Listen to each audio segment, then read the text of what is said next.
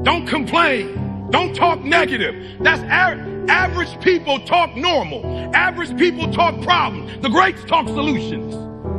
Average people use their time to whine and complain. Average people say it's their boss' fault. It's their mother's fault. I used to be average. I used to say, when is my daddy coming to get me? When is my biological father going to come in my life? And while I would talk like that, I ended up getting kicked out of school. And while I talk like that, I ended up being homeless. And while I talk like that, I was broke. And then one day I woke up and said, Eric, nobody's coming to save you. Nobody's coming to get you. But you can go to the library and get yourself. A lot of men have been feeling stressed out, underappreciated, and overworked lately. And so if you're going through tough times, I want you to listen to these 3 really short clips of highly successful super achievers. And we're going to start it off with the toughest man in the world, Mr. David Goggins. And I want you to listen to just what it is that separates the winners and the losers. It's not that they're both not tired. It's not that they're both not afraid. It's not that they both don't deal with some form of anxiety or some form of doubt. The difference is how long does each one of them stay there? But enough of what I have to say. I'm gonna let David Goggins in these other 2 clips after this one go, and then I'll come back in and I'll give some more of my commentary. If you can't control your own brain and your brain controls you, you're fucked. You got to tell your brain where you want to go and how you want to go and how you want to get there. You got to control it. If not, it's over. It's over. A man told me maybe 25 years ago, he said, the further you are outside of your comfort zone, the closer you are to the money. He said, because if you keep doing what you've always done, you're going to get what you've always got. So remember, the further you are outside of your comfort zone, the closer you are to the money. It's like when you go work out. How do you know if the workout's taking effect? You start feeling that burn. You start feeling it. Okay. Life is the same way. A lot of times you go through some of your roughest, most adverse times right before you about to hit what I call a level up breakthrough. It's like I remember when I was working those hourly jobs and I was like, Lord God, what can I do? And I realized, Brian, you've been involved with sales, but I treated it like I had treated every other job, just as what it was, a job, a just over broke. But when I actually realized that sales is the highest paid profession in the world and that I could write my own ticket to take care of my family, I took it serious. I was in the automotive industry. And when you go from 50,000 to 100,000, from 100,000, you crack 200. And then you just start elevating and then, starting my own company and then watching that flourish to where now I'm able to share information with you to help you double up, triple up, quadruple up, or maybe even just be that spark for you to be able to start that business or really get that idea going that you had. But enough about me. Let's get into this next clip. This is Kevin Hart. Before I get into that, do me a solid. If you haven't already, hit that like button. And if you aren't subscribed to the channel, I release sales training, sales skill building videos. Subscribe to the channel, turn on the notification bell, and you'll be updated when I release new videos.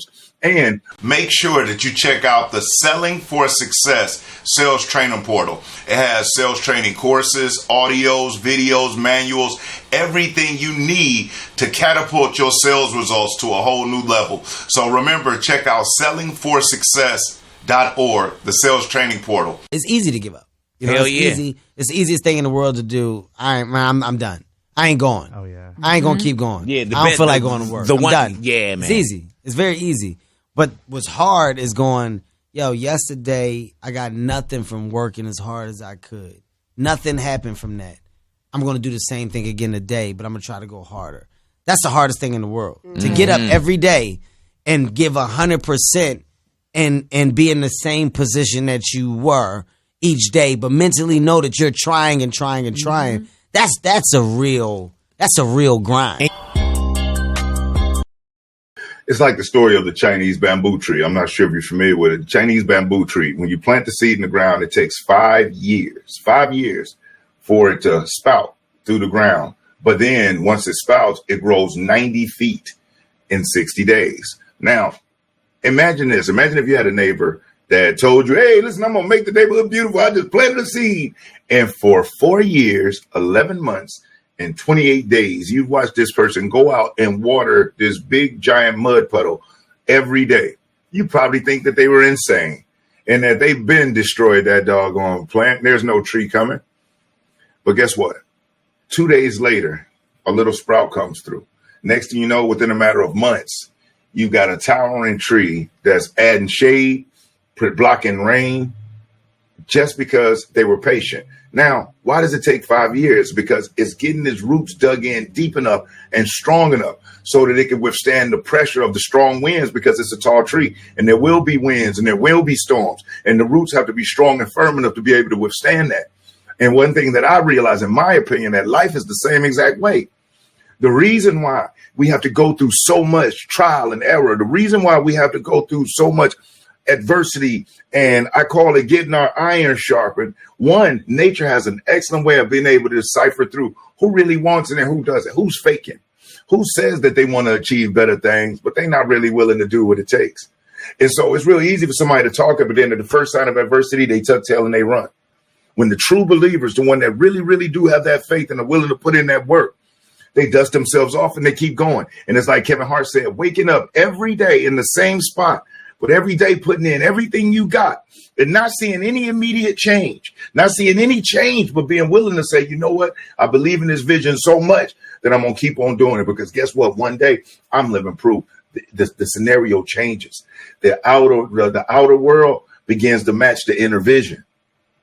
But enough of that. Let's get into this last clip. Check this one out. How do you stay driven? I'm going to ask you a question. How don't you stay driven? Well, let me get this right.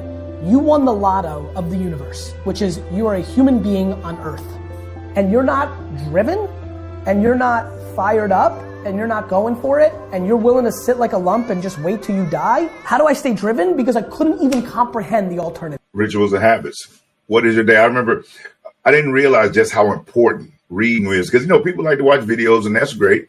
A picture is worth 1,000 words, but reading is something about when you read a book or you complete a course or something, and it's a part of you. Nobody can ever take that from you. But I realized that the years that I wasn't putting in the work, the years that I wasn't learning, the years that I had all types of money and resources and time to do everything else that I consider fun, hanging out, clubbing, drinking, smoking, kicking it, partying, all of that good stuff. But when it came to investing the time and the resources into the things that would genuinely transform my life, but they weren't what we consider fun or enjoyable, I didn't have the resources for that. I can make sure I have my 12-pack every day and I have my liquor on the weekends.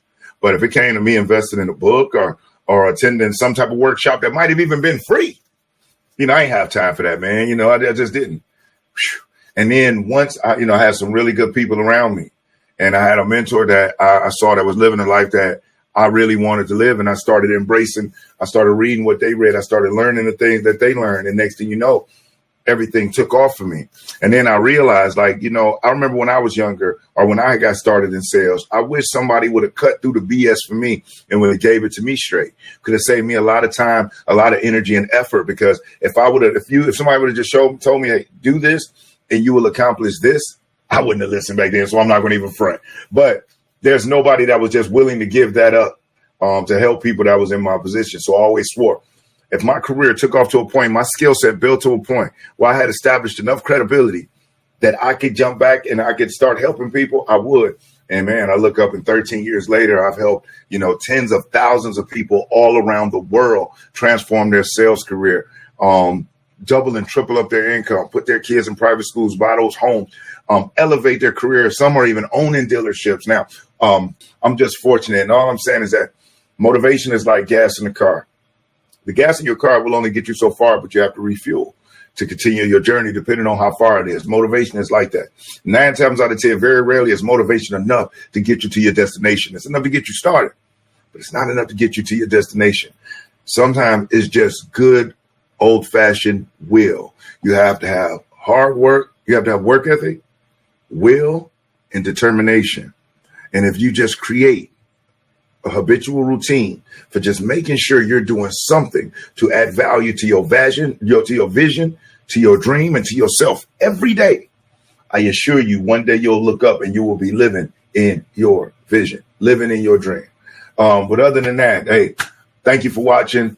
Again, make sure you like the video, subscribe to the channel, and check out the Selling for Success Sales Training Portal. The link is in the description and in the comments. As always, I'm Brian Maxwell. I look forward to seeing you at the dealership and at the top. Over and out.